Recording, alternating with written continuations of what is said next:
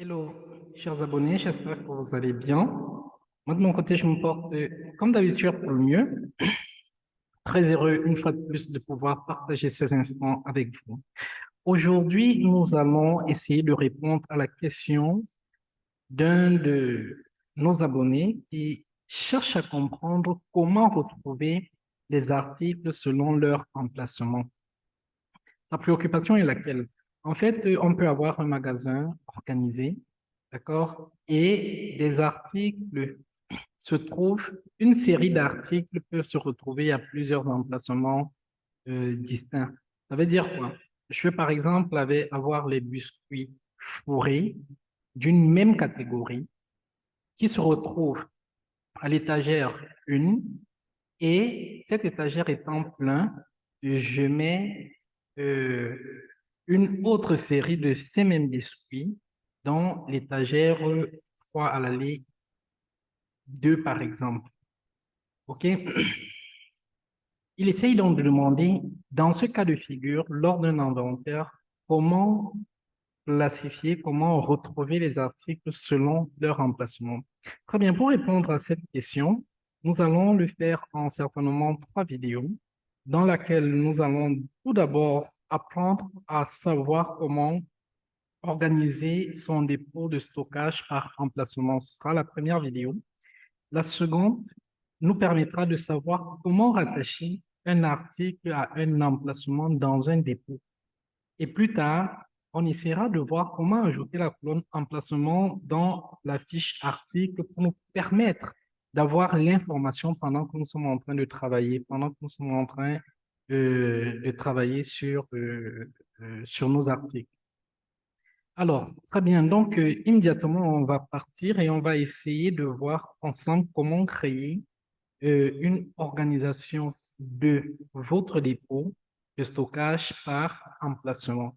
Pour le faire, ce sera très simple. Vous allez aller dans, euh, vous allez aller dans dans les traitements, dans les structures, autant pour moi, et aller dans les dépôts de stockage.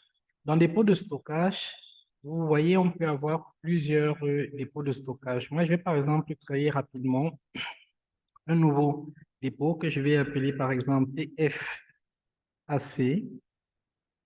Non, je vais l'appeler, ça donne une minute là. Très bien. Donc, je vais appeler ce dépôt PFAC Cameroun. PFAC Cameroun. Très bien. Donc, je pourrais renseigner le responsable du dépôt. Je vais mettre par exemple Francine. D'accord. Pour le dépôt, je vais mettre PFAC ou alors dépôt 3 par exemple. Et voilà, le dépôt, il se trouve, on va mettre là, on va laisser France, on aurait pu créer les pays et ainsi de suite. Donc là, on peut remplir tous ces champs, ça ne nous intéresse pas beaucoup. On va mettre OK. Très bien. Donc, le dépôt PFAC Cameroun vient d'être créé. Ce que nous allons faire, donc, c'est que à l'intérieur de ce dépôt, en double-cliquant, nous arrivons à cette fiche. D'accord? Nous allons là, dans ces onglets, l'onglet emplacement. Donc, nous avons l'onglet identification où nous pouvons compléter même plus tard les informations sur le dépôt, les contacts, d'accord, et les emplacements. Donc là, nous avons la possibilité de gérer les emplacements ici et même les utilisateurs. En fait, ici, cet onglet nous permet de pouvoir définir qui a le droit de pouvoir interagir dans un dépôt ou dans un autre. Très bien. Ce n'est pas le cas de cette vidéo. Nous allons poursuivre avec emplacement. Donc, au niveau d'emplacement, nous pouvons ajouter un emplacement manuellement. Dans ce cas, nous cliquons sur Ajouter ou alors nous pouvons ajouter un emplacement automatiquement.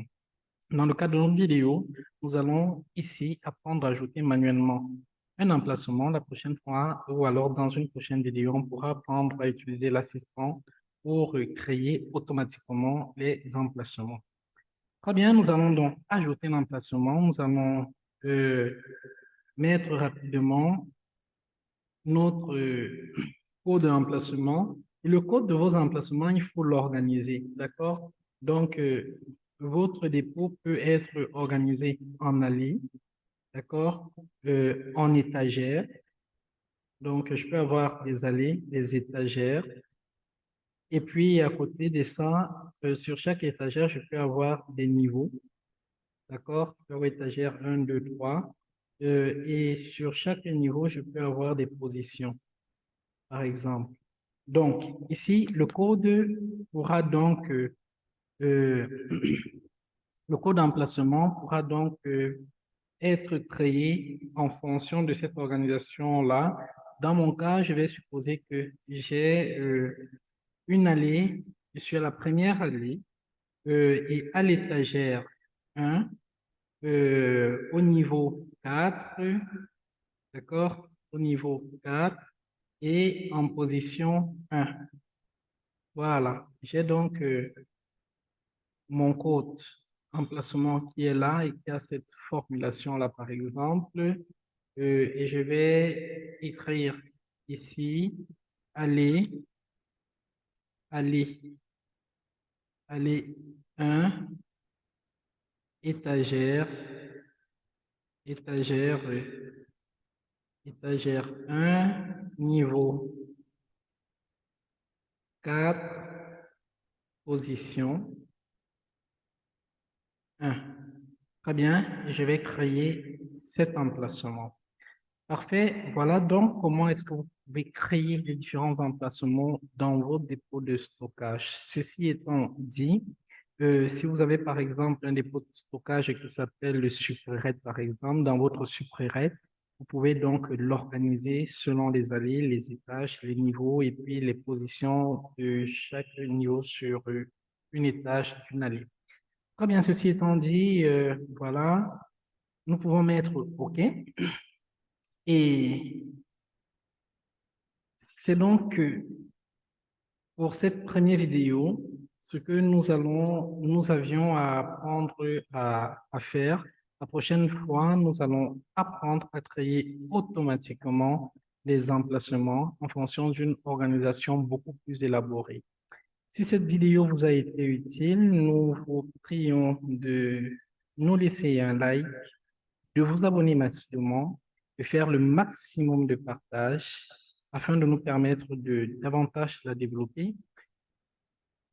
Si vous avez besoin d'aller plus loin, n'hésitez pas à souscrire à l'une de nos formations complètes pour ne plus rien avoir en manque relativement à la gestion commerciale sur Sage Ligne 100.